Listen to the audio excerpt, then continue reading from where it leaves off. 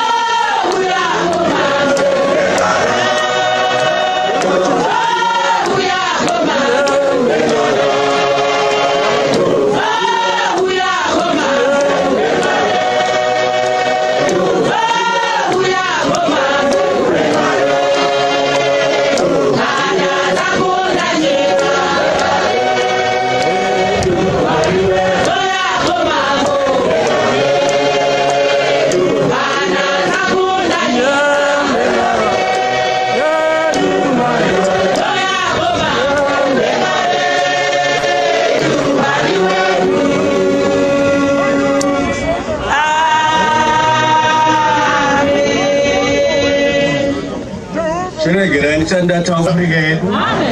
Bishop wasatu waendelea mbele ndakaenda nechipo chemutumwa Jefferson.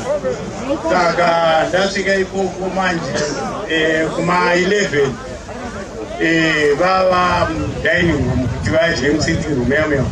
Saka vaingokotsira na Kasimu aiwa vasikurwara kuti varara vachingoimba vachiverenga mavhesi.